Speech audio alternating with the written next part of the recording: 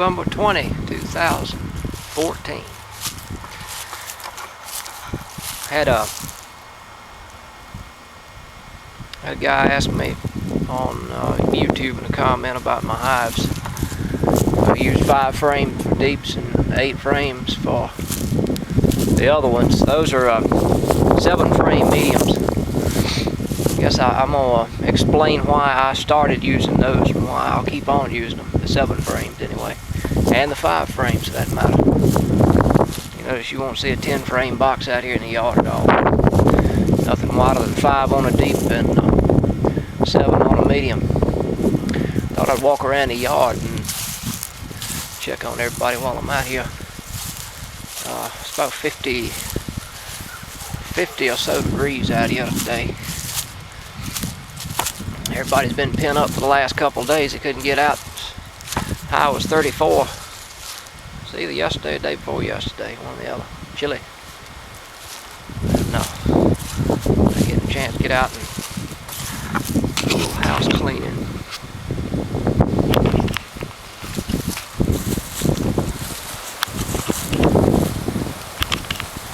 So far I haven't lost anything but the bee log, but it's not over yet.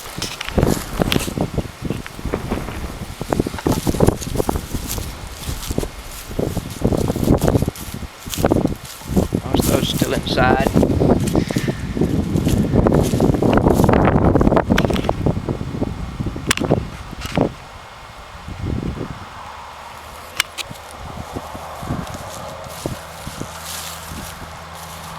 Yeah, so that's that. Go to the backyard.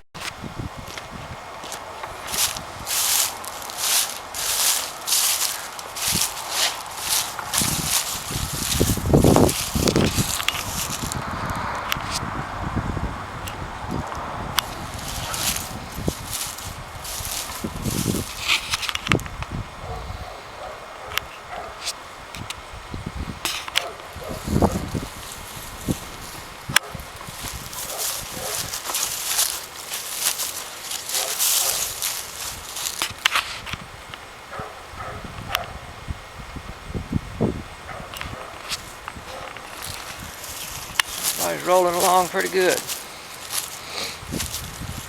That there's a queen I caught in a swarm trap. One of those I made out of a sono tube. I never did video on those. I don't guess I should. They made out of cardboard. They'd be fine for a year or so, but they eventually would go all to pieces on you. One of her daughters. Now I got mated with some of my carniola and stuff. She's throwing 50% dark ones and 50% light ones, look like.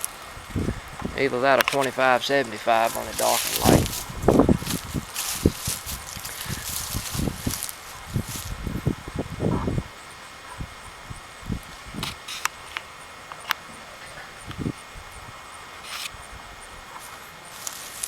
Alright.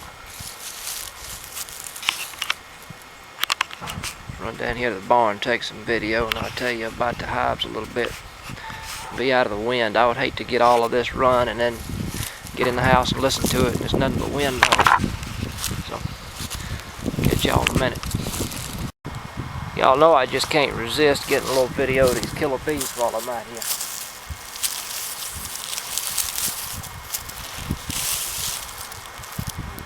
November the 20th.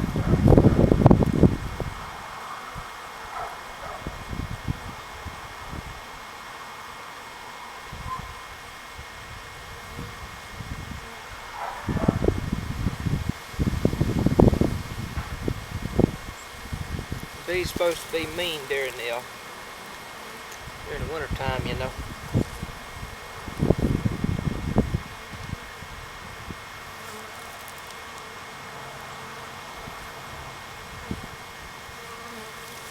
Let's go in here and look at some boxes, I reckon.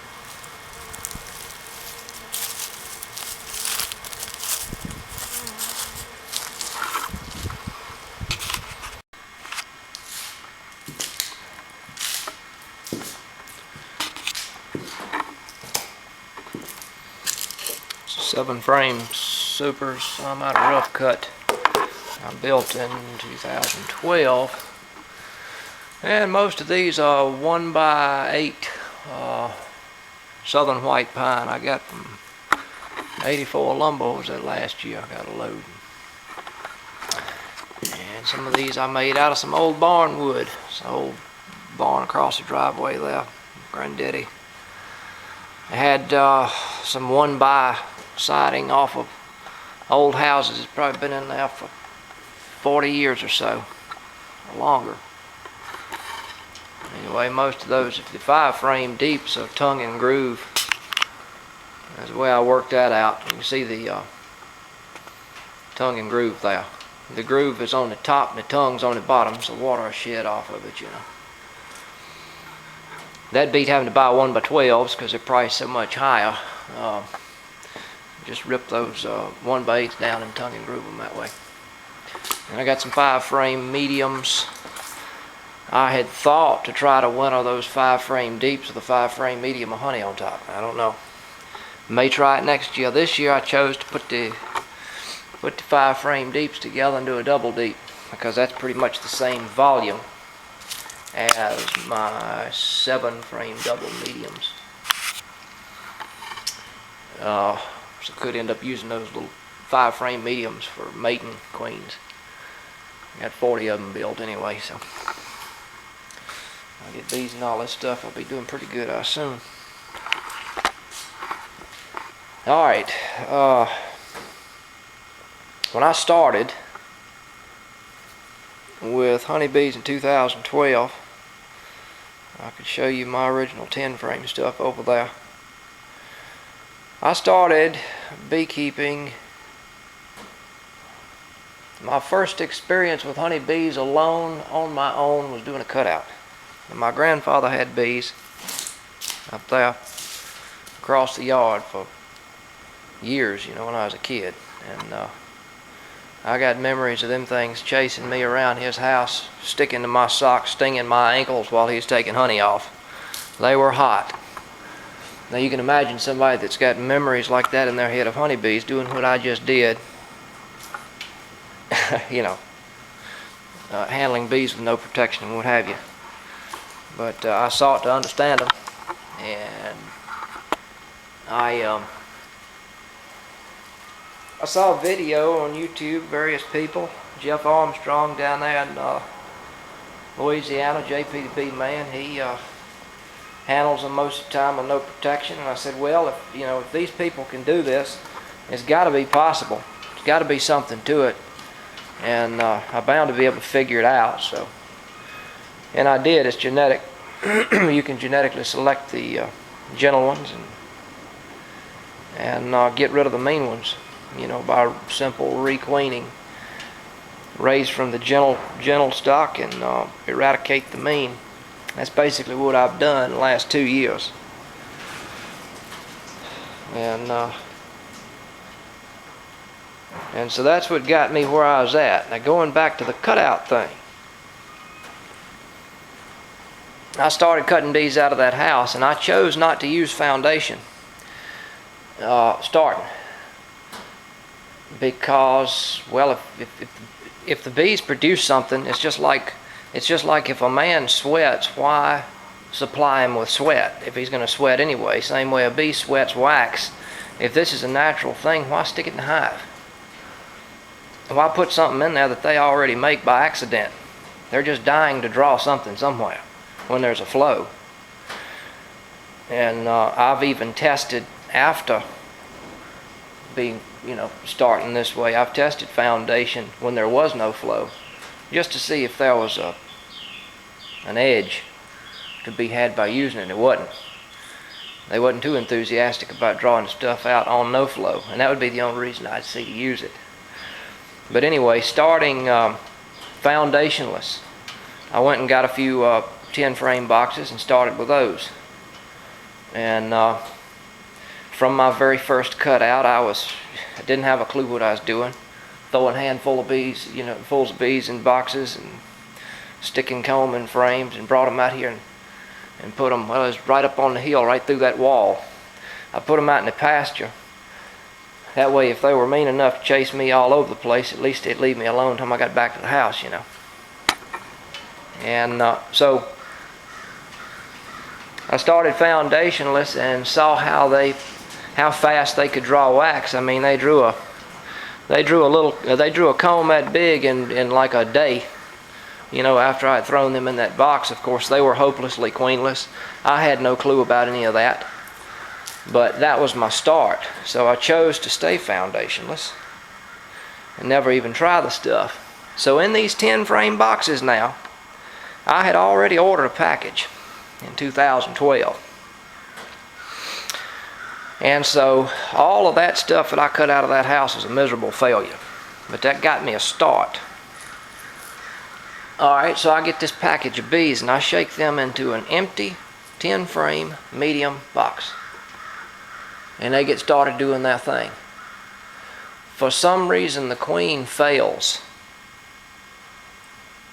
Okay. And I'd had my nose in bees enough then, it hadn't been long to kind of got a little bit of a grasp on that. The queen fails. And so I go over yonder and buy 2 more queens. And I put them with a couple splits that I had over here on the hill. And I believe both of them took. And I had them in 5 frame mediums. I had built some 5 frame mediums just to toy with too. Because it was my reasoning at the time that they'd be half the 10 frame hive and whatever. But anyway, I had some 5 frame mediums. And so I got those queens working, and I took a frame of eggs and took them up yonder to the house and put them in the hive that failed with the queen. You know, they had the package that failed, and they raised a queen. That's what got me started raising my own queens now.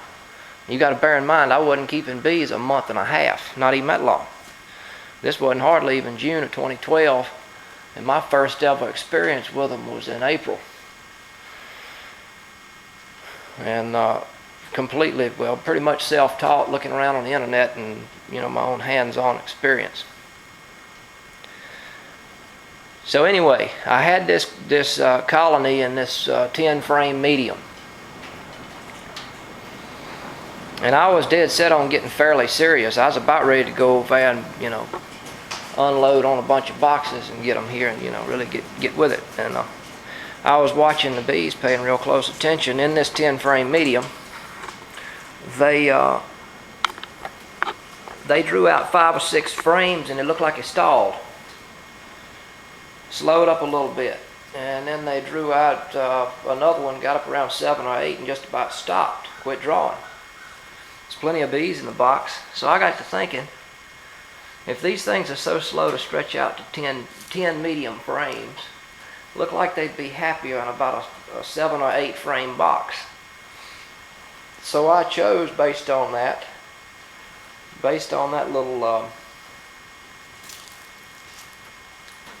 little experience, to build them 7 frame because it would be slightly under that threshold. Now I figured out why later. Then after building some 7 frame boxes and getting bees in them, I've seen how efficient they are at drawing wax on their own, and you know, how much they like it. I also stumbled upon another little piece of data. People will always say, well, I tried foundationless and they just drew all drones. Well, that's part of the thing. This I found out later. In a 7 frame box, I'll put a little bit of math up here in the video. I'll either pause it or try to narrate a still image in there or something and show you what I'm talking about. The claim is that a queen during her peak lays 2,000 eggs a day. If you figure 1/3 drones and 1/3 workers, and you do the math on the cell size, on the surface area, if you do the math on the cell size on the surface area of a medium frame, which I don't have in my head at the moment, I'll go calculate it and put it up there. I've done it several times. I did, trying to understand why. You will come up with the capacity, the full laying capacity of the queen. If these were wall-to-wall workers and 1/3 drones, That's all she can lay in a 7-frame box. And it just so happens that the same number within, if you figure the cubic area of a single 7-frame box, it is within like 100 or 150 or 200 cubic inches of a 5-frame deep. So I found the same thing holds true with a 5-frame deep drawing foundationless wax. During a nectar flow, you can take a frame out of the middle of that thing right there, put an empty in, and within a week it'll be slammed full of white wax and be laid wall to wall. Done it. I've seen enough of it to know it. And it will not be a majority of drones. Ever. If you take one at a time and do that and there's a flow going, it won't be, unless it's a failed queen. If it's queenless or a virgin queen or something in there, they might fill it full of honey store cells. But anyway, that's what got me started with the 7 frames. The math behind it is what proved it, to me as to why they like the things. And you can talk to anybody it's got 10-frame stuff, and they'll tell you that sometimes they'll ignore the outside 2 frames, sometimes the outside 3 frames in a hive body, a 10-frame hive body. If you don't do nothing but shake them on foundation in a 10-frame box and let them do their thing, there's going to be a frame or 2 in there most of the time that they're going to ignore. So what you do to get around that is you checkerboard them in or out. I've been in a couple people's 10-frame stuff, and that's the first thing I do is grab that undrawn frame on the outside or 2 and checkerboard them in the middle, and that'll force them to draw them. But if it's not something they like, it's got to be a reason for it. Now more data. If you look at the average winter cluster, a good strong cluster of bees, and the dead one, if you crack a lid on one and it's 40 degrees outside, count how many frames they're covering in a 10-frame box. Look at pictures on Google Images. Go to Google Images and search winter cluster honeybees. You'll find pictures. Count 1, 2, 3, 4, 5, 6, 7. It's something about. It's nothing mysterious. Number 7 it's just the way they are, and so that's why I do what I do. To each his own, but somebody asked, so I'm explaining my reasoning. And I'll always use them, I reckon. I don't see any reason. If I use 10-frame boxes, what I would do is I'd winter them in a 10-frame single. Get them near about honey bound on the outside of the cluster. And then check them in February or so and be sure there's honey up against the cluster. But I don't see a bit of reason in the world to have any more than a 10-frame single. Because both of those are the same, stacked like they are. That's the size that they would need to winter. If you fed them and made sure that they had stores all the way down and around the brood, that's all they need to winter in. So I have seen that if you was up in upstate New York or Washington State or somewhere like that, you probably need about 3 of them, respectively 3 supers, and have them heavied all the way to the bottom. They get pretty severe up there in the wintertime. But yeah, so that's what got me stuck on the 7-frame and 5-frame notion. The reason that I have 5 frames is because I've chosen to put some bees on deep frames in case somebody wants some of my bees and has deep boxes. I'll have them on deep frames for them.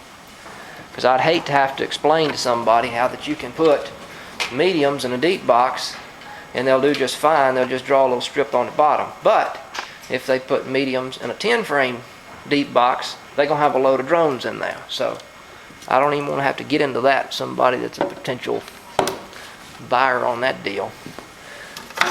And that's how I do my deep frames. Wire them just like that. They'll follow those wires down just as pretty as you've ever seen. The way I started deeps this year. The way I started, I had a strong box like that right there with bees in it. Took a box out of the way. Took 2 frames of brood, or was it 3? One or the other. 2 or 3 medium frames out of that. Put the 2 or 3 medium frames in there and staggered checkerboarded the deeps. I believe it was 3. And I put the deeps right here. Let them get started drawing just a little bit. I made sure the brood hatched out of the mediums. And then took your mediums out and then put deeps in there alongside it. The thing is, you got to watch them real close if you don't have a drawn comb on either side of an empty, because they might try to do that deal.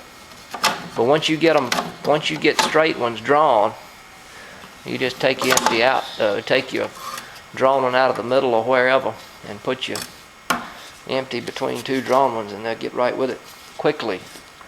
It'll shock you how fast they can fire wax out during a flow. Even up in a honey super, so I learned this year. I guess I covered it all. I know I'm probably dancing around all over the place information-wise, but I hate the thought of somebody having to listen to this thing 2 or 3 times to get all of that. But anyway. Then there's a feeder that Randy Oliver came up with, apparently. I guess he did. He uses them. He's got a deal on his website about them. It's a flared piece of 1/4 inch copper tubing. That's what I did. Through a 1/4 inch hole soldered in place in the jar lid. You invert it just like any other jar feeder, and it holds a vacuum until they drink it all the way down to the bottom. And a hole on the top of a migratory cover. So then I started making my migratory covers. This is why I'm not showing you one of the hives that doesn't have a bottom board, because this is what I'd rather do. Made my migratory covers where they double as a bottom board.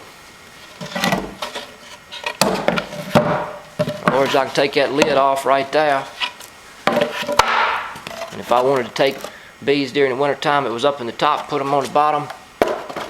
There they are. They're on the bottom. And then reverse the box just like that right there.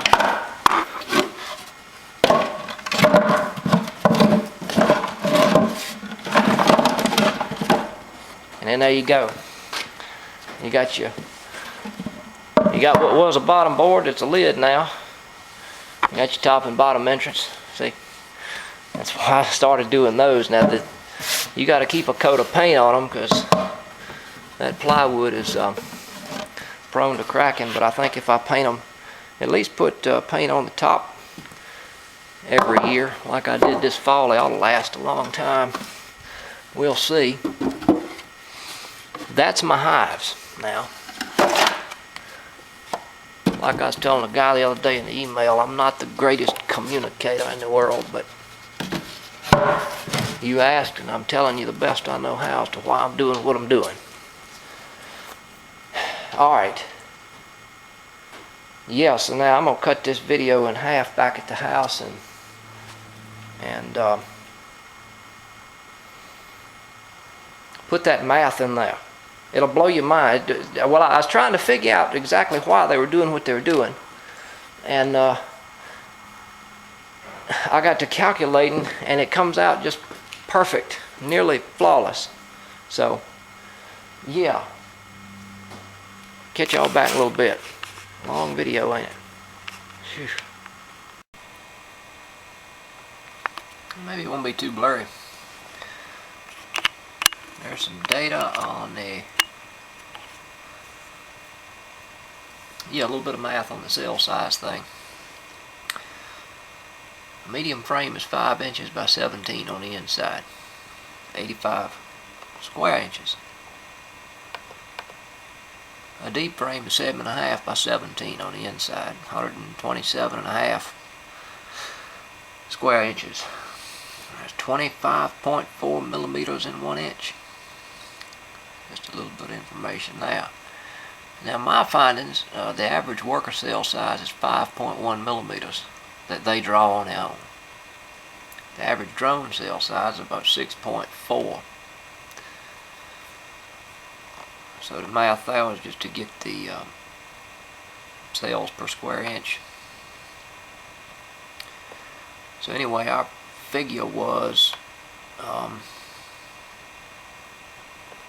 like right there, I was figuring a deep frame can hold 4,216 workers and 1,340 drones. If we figure a 1-to-3 ratio drone to a 1-to-2, a third drones and 2/3 workers, in other words, your number would be about 5,556 on a deep frame cells now. And a medium would be 3,704 respectively. Now the claim is, you hear all kind of claims about what a queen's capable of laying. It's been said 2,000 eggs a day and what have you, but if you figure a modest 1,500, and I would figure that in, say, the early winter, early spring, late winter build-up, you know, when she's just really firing them out, would be 1,500 eggs a day.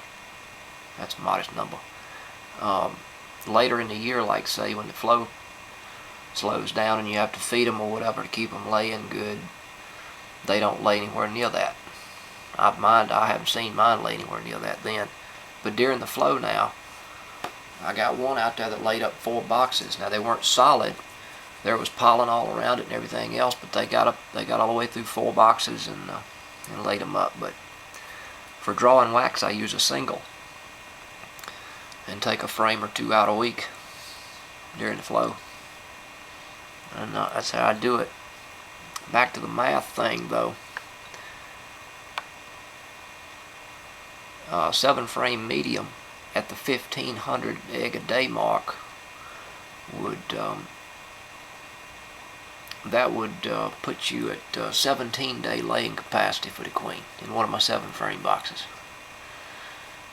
And the 5 frame deep would put you at an 18.5-day laying capacity. Now that's if every single cell had an egg in it. I wanted to be below that threshold, which you would be because not every cell is going to have an egg. You're going to have pollen stores. Most of the time they like to keep a frame full of honey in there. So if you stay below that threshold, it's supply and demand's what it is. A hive is like a city. They know that the point is to keep them from making drones, to get them to draw workers. They know that they are under the amount of bees that they need to survive. And so when you take a frame and the box isn't big enough to go over the laying capacity of the queen, they're going to draw mostly workers. That's my theory, and it's worked. So I've seen every day they've been drawing wax, and I've had my nose in a box. If you get over that, say you got them in a 10 frame deep box, and you give them an empty frame, they've already got all the worker cells they need. Why are they going to draw workers? They're going to draw honey store, drone cell size wax to either use for drones or honey stores. And once they've hit their limit, you know, why should they desire to just, you know, fill a box slam up with workers if it's big enough to go over that requirement that they have? They know what they need. So I stay under that using a 5 frame deep single to draw deeps, and I stay under that using a 7 frame medium single to draw mediums. That's for brood wax now, because you want a majority of workers. Then if I want to put the hives together, I just take the brood wax that's drawn that's got brood in it, you know. I usually try to use a capped brood. Put a super of that together and set it on top of another one. Then when all that capped brood hatches in the next few days, you got a box busting. That's the way I've done it. Back to this 17 and 18 day thing. Generally they hatch in 19 days rather than the 21. That's, you know, common knowledge. The 21 is. That's what the claim is. But most of the time I've seen them hatching 19. On day 19 they're hatching. So, in the 7 frame or 5 frame box respectively, she's already cycling back over wax, laying in what had just hatched, you know, by that time. Usually. So it's just perfectly efficient. But using those singles like that now, they're not going to store much surplus honey or any of that. The way I've been doing it, putting them back together before winter, say in August or September, and then feeding them to give them the stores. If you wanted stores on them, you'd have to have them put together during the flow for them to store their honey on, which I'm going to start doing. I'm going to get away from feeding as much sugar as I have, but that's my math.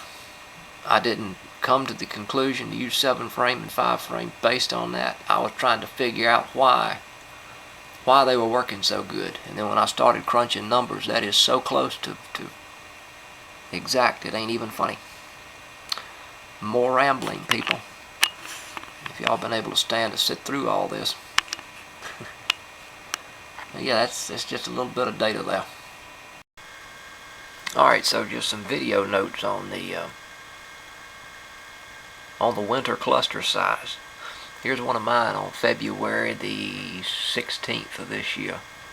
That was my 3rd best cluster then. February 16th, 2014. And you can see the size of that one now. This was,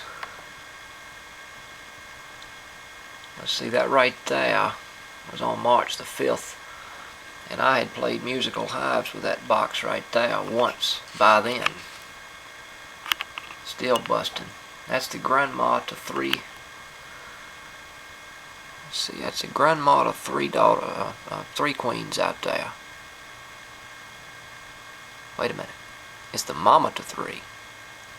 And it's the grandma to about 14.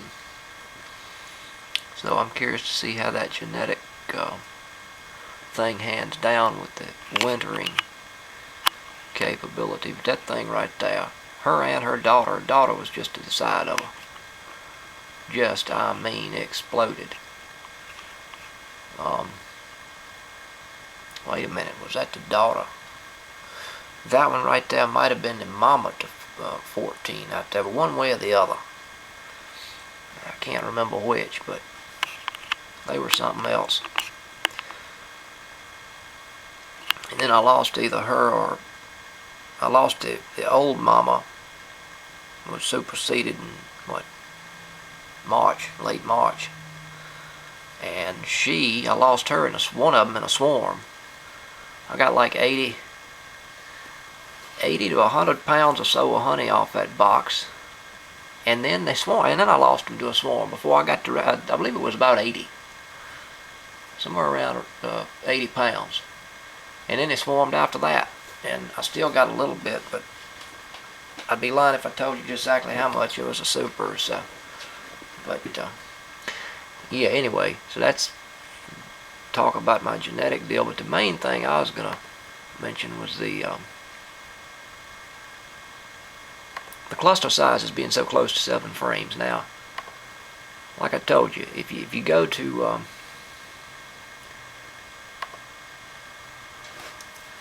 Google Images and search honeybee winter or winter cluster, that'll give you just some random images from all over the planet. You know, wherever Google got them from, and give you some ideas as to various winter cluster sizes. If you count in that 10 frame box, how many frames are they covering? They're nearly ignoring 2 right here, and they're ignoring 1 over here. Gives you 7, don't it? And here's a box right beside it. It might be the same one. That's an 8 frame box. They're somewhat touching the outside ones there. Same deal here. Here's a 10 frame box. They got a sugar brick on them, but you can see how many frames they cover in there. I know they're ignoring them 2. And yeah. And then 1 there. And these are from all over the place. You can look at the size of this one. Wait a minute. Yeah. You can look at the size of this one right here. Pretty much the same thing. There's 3 frames. It ain't paid much mind.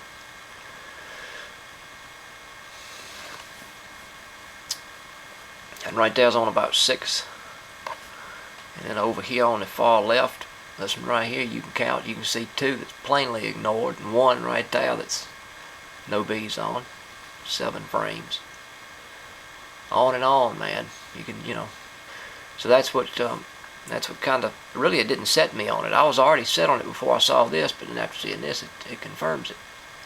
See, here's 2, in this box right here, this picture of this one during the winter time, there's 2 missing. It's not much activity on, and 1 ignored over here. I mean, the information's out there. Here's another one, a cluster. 7 frames, exactly, I believe. 2, 4, 6, and 7, yeah. They're on 7 of those. Alright, now what happens during the winter time, they can't move very much. If they try to leave that cluster, they freeze to death. And, if it's cold enough, and inside of a 10-frame box, it would get drafty. Well, if there's honey, if they've eaten all the honey right around the cluster, and 1 frame over, there's a frame of capped honey, they can't get to it unless they get a warm day. And then they got to frantically move it to try to get it over out of the cluster where they can eat it. Now, if the box is 7 frames wide, they're already spanning to the outside wall anyway when it's cold. At worst, all they have to do is move up. So, that's my reasons for what I do now. To each his own, but that's enough evidence for me to stick with what I got going. There's one right here, but it don't quite look like a winter thing. Like I said, these are just random pictures. Maybe they're not copyrighted. Maybe they are. Somebody shoot me if you will. But there's various stuff that Google Images fished out.